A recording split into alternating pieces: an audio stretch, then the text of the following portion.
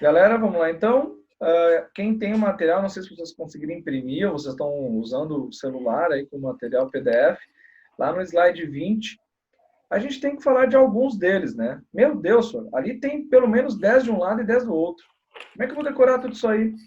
Bom, alguns a gente já falou. Alguns a gente já falou, né? Mas é necessário, então, comentar um pouquinho sobre o escaleno, tá? Que ele é um músculo localizado no pescoço, tá? Ele é anterior e tem a função, então, a elevação da primeira costela. Observe que o escaleno, né, galera, ele tem essa característica de ser interno, de ser mais interno comparado com os outros músculos, tá? Então, ele vai promover a elevação da primeira costela e a inclinação específica do pescoço, a inclinação do pescoço, junto com o esternocleidomastoide, tá? Como eu falei, existem músculos que estão sempre conciliados, trabalhando juntos, né? Ação inspiratória. Além disso, o escaleno posterior, aqui embaixo, ó, tem o médio e tem o posterior. Tá? Posterior é atrás do médio, ou seja, o posterior é ainda mais interno, se a gente pensar assim. Tá? O posterior, a função dele é a elevação da segunda costela, né? E a inclinação do pescoço, e também de ação inspiratória. Tá? E o escaleno, um músculo considerado longo. Os feixes, se vocês observarem, eles são feixes retilíneos, tá? E ele tem uma aponeurose localizada nessa parte inferior aqui, ó, que a gente consegue ver bem, né? Bom, um outro músculo que eu coloquei de pretinho lá em cima, ele fica embaixo, bem próximo à mandíbula, né? Claro que é nessa parte mais inferior, ou se vocês pensarem assim, é superior, é a parte mais próxima à parte superior extrema dos músculos, né, do pescoço, de uma forma assim, simplificada, que é o digástrico. Digástrico. Grifem ali no material de vocês, quem não tem, né? O digástrico, então, ele vai se situar na região cervical anterior, porque está na frente, né? E por ele apresentar-se de maneira dorsal, né, ao osso ióide, ó, imagina onde é que está o ióide, tá? Então ele fica dorsal ao ióide, ou seja, o ióide está aqui, olhem para mim, o ióide, ele está dorso, ele está acima do ióide, tá? Ele é classificado então como músculo supraioideo, músculo supraioideo, tá? O digástrico, tá bom? Bom, o que é importante falar, né, pessoal? Nesse caso dos músculos supraioideos, né? Eles são formados normalmente, no caso do digástrico, ele tem feixes que são totalmente transversais à linha média, tá? E ele é um músculo, diferente dos outros, ele é um músculo considerado curto, tá? E estreito, tá? O que é importante comentar também, né? O digástrico, ele tem uma característica importante, né?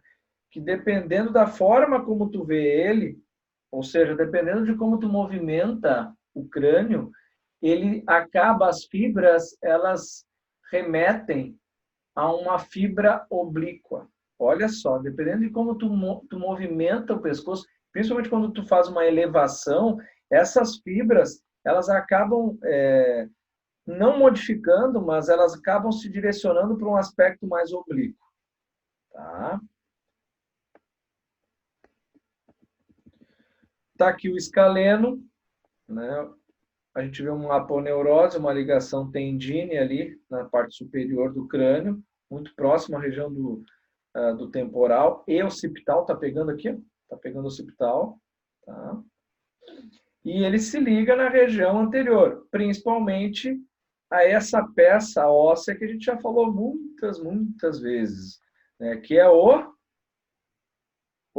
Manúbrio. Manúbrio. Manúbrio, isso mesmo, né? Manúbrio, tá? Bom, então, como eu falei para vocês, O escaleno ele vai se originar nos processos transversais cervicais e ele vai se inserir, então, na primeira e segunda costela, tá? Escaleno anterior e, claro, o escaleno posterior. Tá? Algumas literaturas utilizam escaleno primário e medial, tá? A função do escaleno, então, meu povo, é basicamente promover a ação, né, e a flexão lateral da cabeça, né, e além de auxiliar a inspiração forçada, elevando as costelas. Tá? O terceiro músculo ali, depois, se a gente for ver, ele é o oblíquo superior, que fica localizado próximo à cabeça. Tá? Vamos adiante. Bom, aqui a gente está vendo, então, os músculos do pescoço, supra e infraioide, né? Acho que vocês já conseguiram entender onde é que está o ióide dessa brincadeira, né? Então, tu tem músculos acima do ióide e abaixo, né? Superior e inferior. No caso de gástrico, ó, ele fica dorsal, ó, ele fica sobre, literalmente, aqui a gente vê isso, ó, ele fica sobre o osso, né? E aí tu tem o digástrico ventre anterior, ele fica na parte de cima do ióide. Então, como eu falei, nós temos os músculos que são infra e supra. Infra, embaixo, ou abaixo. Superiores, nós temos o supra. Tá? Bom, no caso do músculo externo do ióide, tá? Ele está grifado aqui, ó, nessa região pretinha. Observe onde é que está a flecha vermelha. Tá? Então, ele é um músculo do pescoço, conhecido como músculo do pescoço, o esternoióide. Ele é um músculo fino, estreito, e ele vai ligar o ocioide ao externo. Né? E ele é um dos músculos, então, que alça emparelhados dos músculos infraioide. Ele acaba ficando bem emparelhadinho, formando parzinho com os outros, que são, então, os infraioides. E dessa maneira, ele serve, esse músculo, comprimindo o próprio osso ióide, a partir da função dele, tá? Pelo fato desse emparelhamento. Tá? Bom, aqui a gente está vendo, então, o esternocleidomastoide, bem característico, né? Olha só aonde ele está ligado, onde ele tem inserção, né? Então, o esternocleidomastoide, de uma forma mais clara, repetindo de novo, vocês estão vendo, o senhor já falou, sim, esses músculos que a gente está repetindo e reforçando são músculos que vocês vão acabar vendo com o tempo, né? São músculos mais comuns, né? Então, ele é um músculo flexor do pescoço, ele é considerado, então, robusto, ele é constituído de uma estrutura que a gente chama uma estrutura torácica, né? E normalmente essa estrutura torácica, então, ela é formada por duas cabeças, uma externa e outra clavicular. Ó, aqui tem uma faixa bem saliente, ó, externa, que ela vai se ligar quase ao externo. Aqui a gente vê parte do manúbrio nessa imagem. Essa porção aqui onde eu estou com o mouse, ela é mais extensa, ela vai ligar lá no externo. E a parte clavicular, ó, tá pegando na clavícula aqui. Tá? É como se eu tivesse duas faixas de feixes, uma sobre a outra, porém ainda é o mesmo músculo, só que uma faixa é mais longa, né? Mais longa. Imaginem as minhas mãos, ó. Uma é mais longa, é como se eu tivesse uma mão sobre a outra, só que um feixe, ou um grupo de feixes são mais longos e se liga no externo, e o outro é mais curto.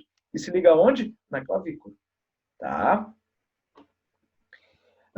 Esse músculo, então, ele permite 3 ações diferentes: a rotação da cabeça para o lado contrário, a inclinação lateral, né, e uma leve extensão da cabeça. Então, se tu for observar, o esternocleidomastoide, ele é um músculo robusto, resistente, né, que se localiza na parte mais superficial do pescoço. Tá? Bom, aqui, essa lâmina, pessoal, nós já falamos do trapézio, nós já falamos do deltoide, já falamos do peitoral. E aí vocês me perguntam, senhor, o que eu vou ver nessa lâmina? Exatamente. As artérias. Nós temos artérias, então, consideradas toracoacromial, ficando muito próximo à região do acrômio, do osso, né? Principalmente da escápula e clavícula. Tá? Nós temos artérias que estão, sim, passando sangue oxigenado e sangue arterial. As azuis, todo mundo lembra, sangue venoso. E as artérias, principalmente a toracocromial, né, a subclávia, elas acabam, então, se misturando entre músculos e ossos, aonde passam estritamente fluxo sanguíneo, rico em oxigênio, no caso do arterial. Tá? Bom, aqui uma outra imagem, eu queria mostrar para vocês, então, os músculos intercostais, à direita de vocês. Então, intercostais está entre quem? Entre as costelas. Tá? Então, é inter, ele fica entre elas. Tá? E, obviamente, a gente também ainda vê artérias e veias participando desse processo. Né? Aqui a gente tem as verdadeiras, as falsas, né? A gente não chega a ver as flutuantes, né? Mas o que a gente percebe é que o músculo intercostal externo ele vai se originar na margem inferior das costelas e cartilagens costais. Tá? Qual é a função desse músculo, então? É puxar a costela, ou seja, é puxar as costelas, auxiliando o movimento de ventilação. Ó. E o ventilação que eu digo é a inspiração e a expiração. O lado esquerdo, se vocês forem observar, tem alguns nervos. Né? Então, o que são nervos, né, pessoal? Nervo é uma estrutura anatômica, né, formada a partir do prolongamento de múltiplos axônios. Sor, complicou. Axônio, pessoal, é uma estrutura de um neurônio. Sor, não sei o que é isso. Neurônio é uma célula nervosa. Tá? Então, os nervos são essas estruturas anatômicas com prolongamento no axônio, responsável por condução de todos os impulsos elétricos nervosos de todas as partes do corpo para o sistema nervoso central, ou seja, o nosso encéfalo. Tá? Já falamos dos intercostais ali, que também é importante. O peitoral a gente já falou, né? Nessa lâmina é isso. Bom, próxima lâmina. O que a gente vê aqui, né? Algumas características. O serrátil anterior, né? Porque anterior, ele fica na frente ali do corpo, né? Ele tem, então, fibras aqui, a gente não vê isso, tá? Mas ele tem fibras oblíquas, tá, moçada? E eles são músculos curtos, eles não são longos, tá? A gente percebe ali o oblíquo externo, ele tem um calibre, ele tem uma espessura maior que o serrátil, né? E aí nós temos, aqui na imagem não mostra, mas se vocês observarem com carinho e de maneira romântica, com um olhar clínico que só vocês têm, essa lâmina aqui ela está um pouquinho esbranquiçada. Senhor, o que é isso? Isso é uma aponeurose. O senhor já falou 20 mil vezes esse termo. A aponeurose, ela vai criar uma resistência, né, e uma aderência da superfície da região do osso a qual o músculo ele está preso, está prendido, né, funcionando como se fosse um tendão, mas de uma forma achatada. Né? Então, a grande função da aponeurose é esse processo, promover resistência e aderência na superfície da região do osso, ou seja, o músculo vai estar ligado no osso, e também representando ou referenciando um tendão de uma forma mais achatada. Tá? Então, são formadas as aponeuroses por tecido conjuntivo denso, né? E tem uma característica, né? Ou seja, elas são pouco irrigadas. Tu não tem muita vascularização nas aponeuroses. Tá? Sendo um dos motivos para essa coloração esbranquiçada ou levemente desbotada. Tá? Se a gente pensar num vermelho desbotado. Bom, existe uma outra estrutura que eu grifei aqui em preto, que é a fáscia, né? A fáscia subcutânea de Camper, tá? Ou simplesmente, observem, Sor, o que é essa coisa? Isso aqui é gordura. Sor, mas nós temos gordura nessa região? Claro, pessoal. Nós temos a epiderme, a derme, e aí algumas pessoas têm uma camada de gordura significativa, grande, né? E embaixo dessa camada tu tem músculos. Então a fáscia, ela é uma membrana do tecido conjuntivo que vai envolver literalmente os músculos, ossos e nervos, tá? Além dos vasos sanguíneos. Tá? Então, ela tem a face em si, ela tem elasticidade, né, e resistência. Tá? A principal função da fáscia, basicamente, então, é reduzir o atrito entre os músculos e proteger eles, fazendo com que a movimentação muscular seja totalmente facilitada. Então, essa é a grande sacada da fáscia. Então, Sor, todos têm isso? Todos têm isso. Todos têm uma camada de gordura. Aqui o corte está do lado esquerdo, mas a gente pode ter fáscia do lado direito também. Tá? Sor, o que é subcutâneo? É abaixo da epiderme e derme. Tá? Vamos para a próxima lâmina aí. Já falamos dos músculos intercostais, já falamos do grande dorsal, do serrátil, já falamos de aponeurose, né?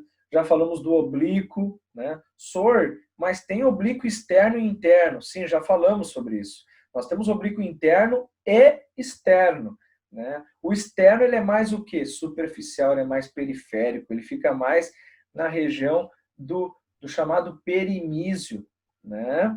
Diferente do oblíquo interno, tá? Então, aqui eu não posso deixar de falar de um músculo, eu não tenho mais, mas o Fabrício, o Nicolas e o Sunezer, que são garotos, né, eles devem de ter esse músculo, né, moçada? O chamado reto abdominal, né? Vocês ainda têm gurizes? O meu já não tá mais reto, tá redondo. Ah, tá. Eu, quando era mais novo, eu tinha 6. Agora eu só tenho 1, viu? Ai, ai.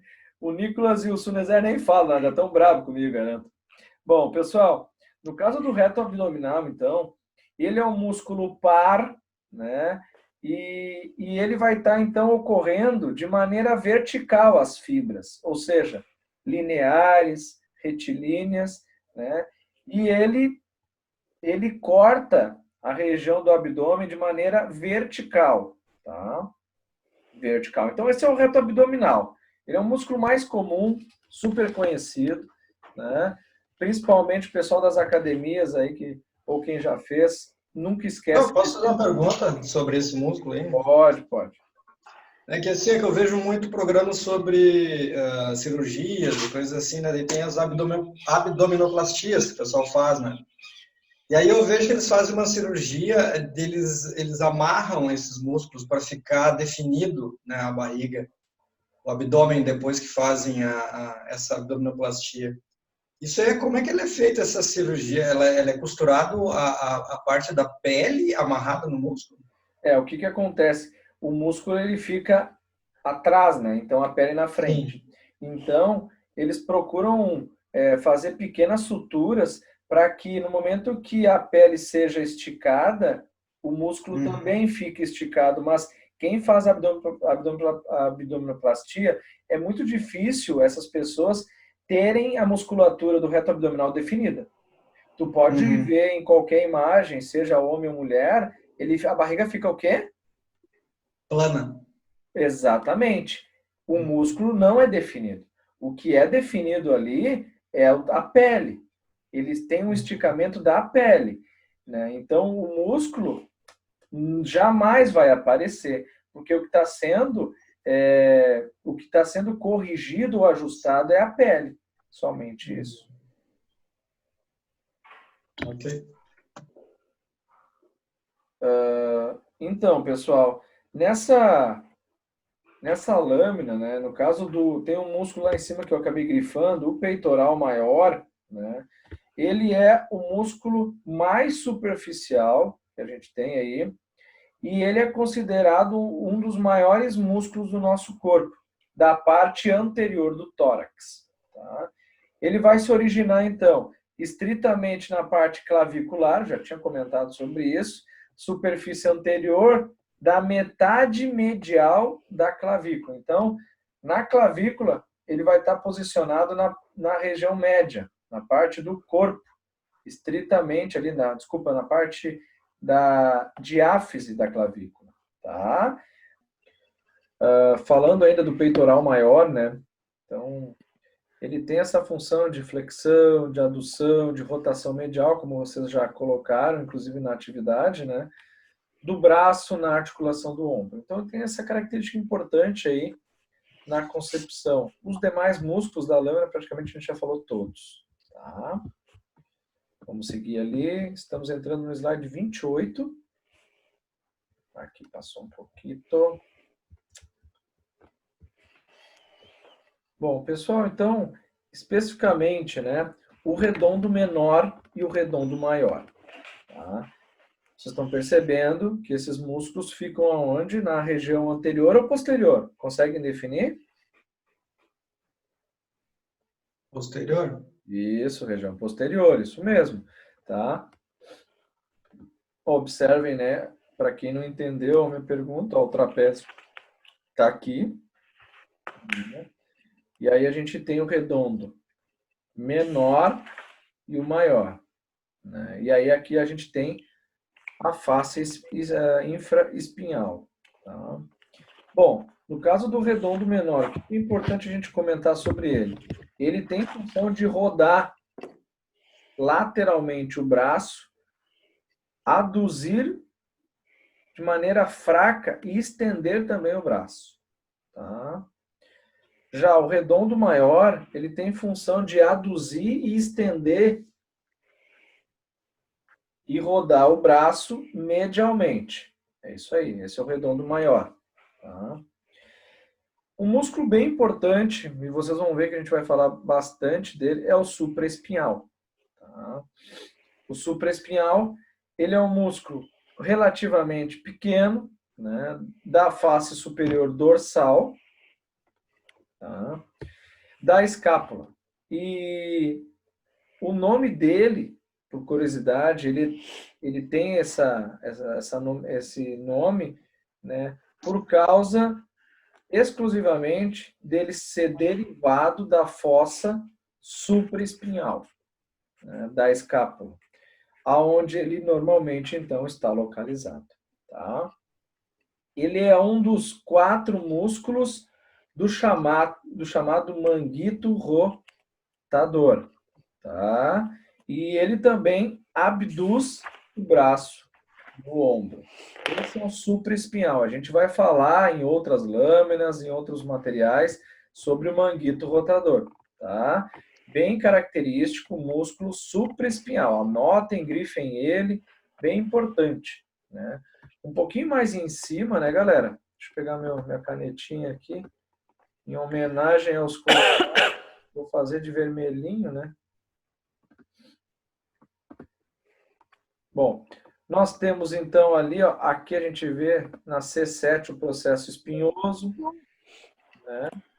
E a pontinha que fica saliente aí da vértebra, tá? Nós temos o músculo levantador da escápula. Esse músculo, então, ele tem fibras oblíquas.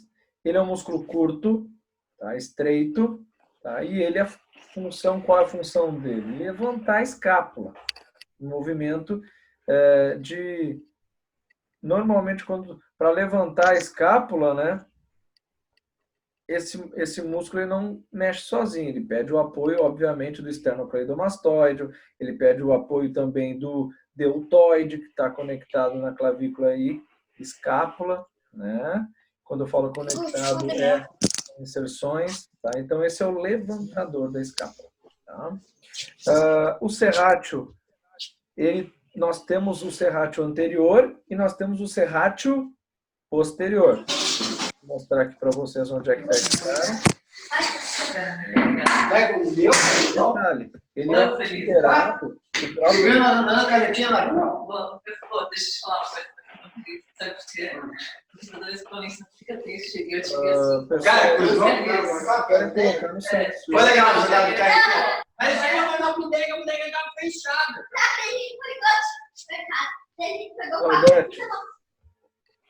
Obrigado. Gente, então, na questão do músculo levantador da escápula, né? Desculpa, eu estou no serrátil, já estava trocando. O serrátil nós temos anterior, só que o próprio nome desse músculo, ele indica a posição dele, né? Ele é um músculo serrátil, ele tem fibras oblíquas, fibras consideradas curtas até então, só que ele é posterior, superior. Posterior, superior. Tá? Bom, nós já falamos do romboide em outra aula, né? Tanto maior quanto menor. Já falamos do deltoide, aqui. Né? Já falamos do trapézio, já falamos do esternocleidomastoide. Vocês vão vendo que os músculos vão começando a se repetir. E isso é bom. Por quê? Porque daí vai diminuindo os músculos que vocês têm que memorizar. Tá? E, claro, a gente vai reforçando nas características deles. Tá? Vamos para a próxima lâmina. Lâmina de número 29. Aqui a gente está falando um pouquinho do serrátil posterior. Né? Observe que ele tem uma leve aponeurose aqui. Ó. Tá. Né? Então, esse músculo, ou esse conjunto de músculos, eles são importantes porque eles são mais adjacentes, eles são mais superficiais comparado com os outros. Né? Nós já falamos do oblíquo externo, né? Detalhe importante, então aqui a gente tem então uma aponeurose, né? Essa flecha tinha que estar para cá, só corrijam aí no livro, por favor. Tá. Nós temos o ilho costal, acho que vocês devem imaginar para que serve esse ilho costal. Ele fica na região lombar, né? E ele tem inserção no ilho. Tá? Tem inserção no ilho. Lembrando, então, na região exclusivamente posterior. Aqui embaixo, a crista ilíaca, já falamos sobre ela, né? A crista ilíaca. Tá?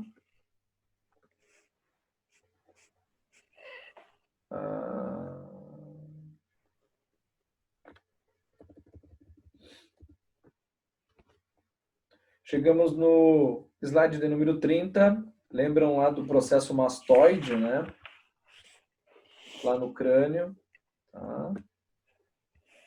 E aí sim, né, pessoal? Nós temos axis e atlas, ou melhor, atlas. E depois o axis, já falamos sobre eles. Né? Especificamente os processos espinhais bem definidos. Né? Os músculos intercostais externos, ou seja, mais superficiais. Tá?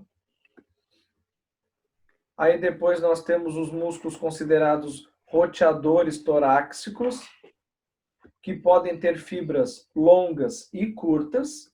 Aqui a gente está vendo as fibras, ó.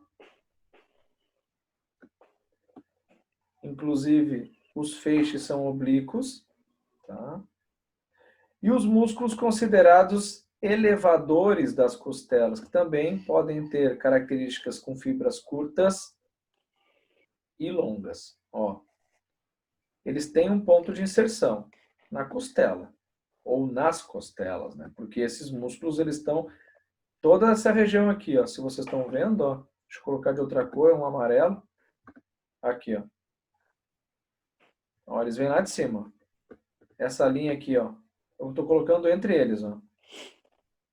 Tá? Esses aqui, então, são os músculos considerados importantes, que são os elevadores das costelas. tá? E que fazem também a função. Os que rodam, que auxiliam na leve rotatividade delas, eles ficam mais próximos ligados à coluna, tá? E os levadores, eles ficam mais distais ou laterais, tá? Lá já falamos. Aqui embaixo.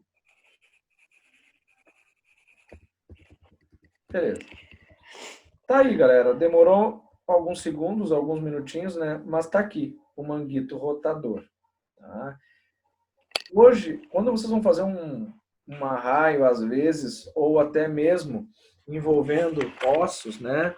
Ou ainda algum parecer médico de contratura, estiramento, né? Alguma lesão nessa região, observem que essa lesão ela vai estar ligada diretamente aonde? A esse ossinho aqui. Esse aqui você sabe onde é. Ao úmero. Né? Lá no úmero a gente tem a cavidade glenoide. Tá? E, claro, né? Obviamente esse úmero vai estar com alguma lesão, né? Seja uma fissura, uma fratura, ou ainda, né? Rompendo alguma dessas fibras. Se não romper, a gente pode ter um estiramento ou pode ter uma contratura. Nesse caso, hoje a maioria dos médicos, eles falam popularmente o manguito rotador, que envolve os 4 músculos, né? O supraespinhoso, tá? O supraespinhoso, o infraespinhoso, o redondo menor e o subescapular. Tá? Então, nós temos aqui o trapézio, a gente vai ver mais um pouquinho ele, né? De novo, aí o jeito dele. O deltoide, 3 grupos musculares definidos. Né? Do lado direito, o redondo, né? O romboide maior, aqui nessa região. Ó. E aí depois, o supraespinhal, olha, ele fica no dorso, né? Lembra que eu falei antes, né, das características da parte da escápula, né? Ó, bem na região espinhal da lâmina, da crista da escápula. Tá? O infraespinhal fica abaixo, né? Revestindo a escápula como um todo, nessa parte aqui dorsal.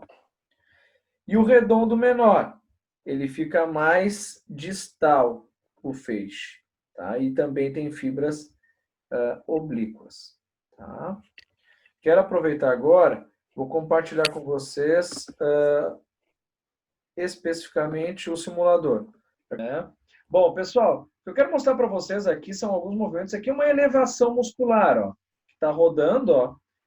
Não sei se todos enxergam, deixa eu dar uma... Ah, ele não vai aproximar, será? Ó, deixa eu só clicar aqui. Esse aqui, então, é o serratus anterior. Vocês perceberam que eu deixei ele de lado, né? Óbvio, né? Claro que ele tem uma inervação, inserção atrás, ó. Deixa eu botar ele de... Deixa eu tirar esse osso aqui, ó. Ai, não vou conseguir tirar. Aqui eu não consigo. Tá. Mas o serratus, ele é anterior porque ele tem uma maior porção na região anterolateral aqui, ó. Tá? Feixes oblíquos. E aí, o peitoral, tu tem o maior e o menor. Aqui a gente está vendo o menor. E olha onde é que ele está ligado, ó. Direto, né? Ó, na escápula, na região anterior da escápula, peitoral menor, e se liga nas costelas. Tá? Esse aqui a gente já sabe decore, esternocleidomastoide, né, do outro lado o peitoral menor. E observem que a gente está observando, ó o movimento que está ocorrendo. Vocês já perceberam que é um movimento de ventilação, movimento de inspiração. Então, no momento que ele inspira, ó, o serratus, ele se mexe. Olha só, deixa eu virar ele. Ó, aqui também mexe. E aí tu tem o serratus posterior, que fica atrás, na região dorsal, ligado diretamente a quem? Ó? As vértebras, nos processos espinhosos e o transverso ele fica embaixo. Vocês estão entendendo meu raciocínio, gente? Não. Não? Ó, olha só. De novo, ó.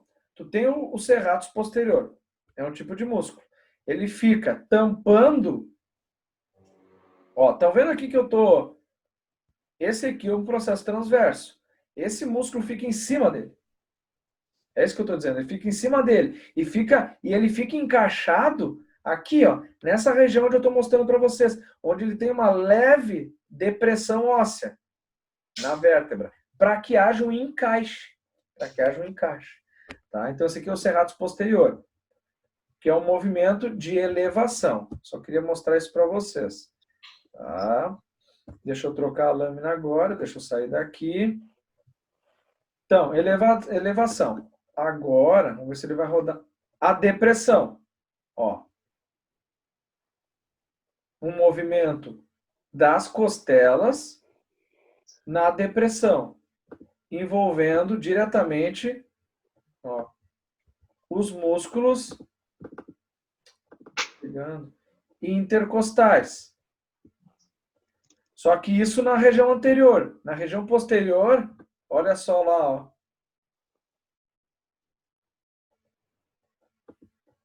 Fibras oblíquas, onde a gente vê o serratus posterior.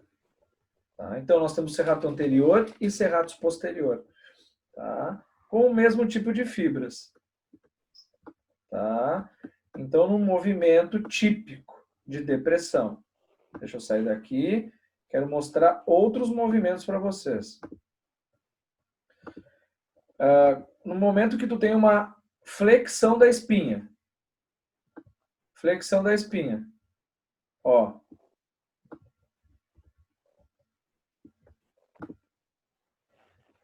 A gente vê o externo, oblíquo externo. Tá? Feixes oblíquos. Tá? Esse aqui é o músculo mais superficial. Ele é mais periférico. Tá? Se eu apagar aqui, tu vai ter outros músculos que vão estar ligados, né, à região óssea interna. Tá? Quando tu faz uma extensão e uma hiperextensão muscular, ó,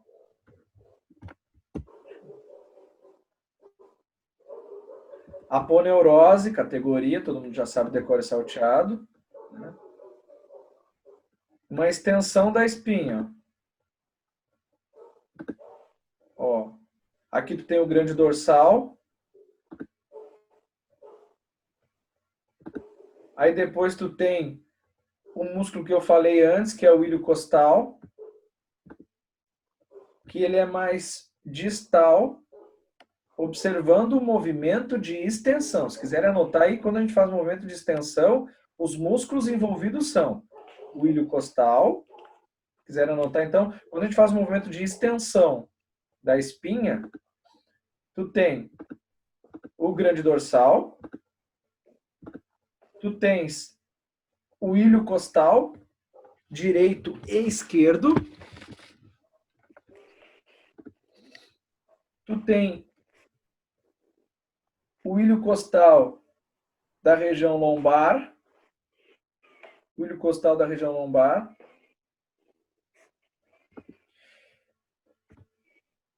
e muito próximo à região torácica, nós temos um outro grupo de feixes. Deixa eu só aproximar para vocês verem que não é um só feixe, né? Eu não estou mentindo, ó. Aqui, ó, 1, 2, 3, 4, 5. É esse que está em azul, só que eu estou contando do outro lado, fica mais fácil vocês enxergar. Deixa eu aproximar mais. Ah, não vai aproximar? Vai sim, obedece. Obedece, não apanha. Ó, tá aqui os feixes fibrosos, tá, pessoal? Não precisa nem dizer, né? A gente já sabe que é o oblíquo, né? Estreito, curto, que é o semi-espinhal, né? Torácico. Tá? Olha só o formato de feixes que a gente tem e todo o arranjo muscular desses 4 músculos que eu falei para vocês. Tá? Deixa eu fechar aqui. Tá? Quero mostrar, então, a rotação. Se a gente consegue ver os movimentos completos hoje. Ó, deixa eu diminuir aqui. Muitos de vocês já fizeram esse movimento na aula de educação física há muito tempo atrás, que é a rotação, né, da espinha lateral, né? De novo ele, oblíquo externo, tá? Então a gente tem essa característica, né? Então o oblíquo externo ele é o músculo que reveste lateralmente o nosso corpo, né, na região anterior e também no abdômen. O reto abdominal ele está interno, tá? Ele está dentro, está interno a esse músculo aqui, tá? Observe que ele tem o oblíquo externo, ele tem inserções nas costelas. Inserções é onde o músculo está preso, tá? Nós temos inserções nas costelas. Olha aqui, ó. Eu vou virar ele, ó. Opa, opa, opa. Olha onde é que ele está preso também, pessoal. No externo, bem lá no processo xifoide. E aqui embaixo, ó. Alguém lembra desse ossinho aqui? Ou, se vocês preferirem, como o Fabrício comentou na última aula, popularmente... É crista ilíaca. Isso, Neida. Crista ilíaca. Crista ilíaca, perfeito. Top das galáxias. Mas como o Fabrício comentou, popularmente é a Gamela. Gamela, né? Gamela. Ô, bacia velha. Isso aí. Tá?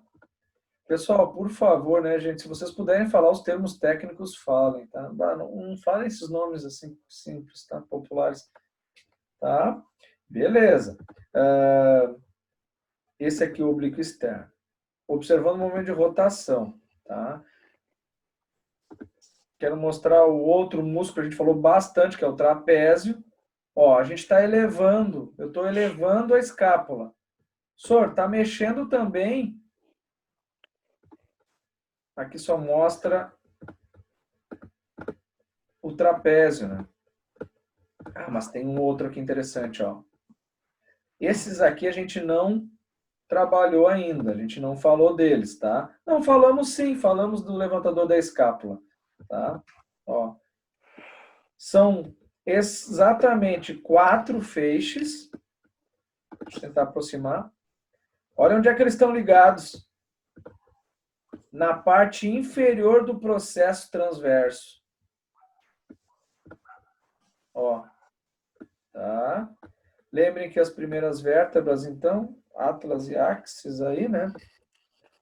E eles se ligam, ó. Esse trapézio, vocês conseguem ver que ele tá mais externo por fora comparado com o levantador da escápula, tá?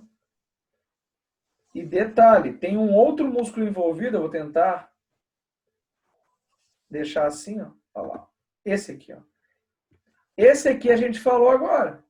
Romboide menor. Fazendo parte do manguito rotator. Tá? Olha só, então tu tem o trapézio, tu tem o manguito, o romboide menor, tu tem exclusivamente o levantador da escápula, envolvendo a movimentação de elevação da escápula.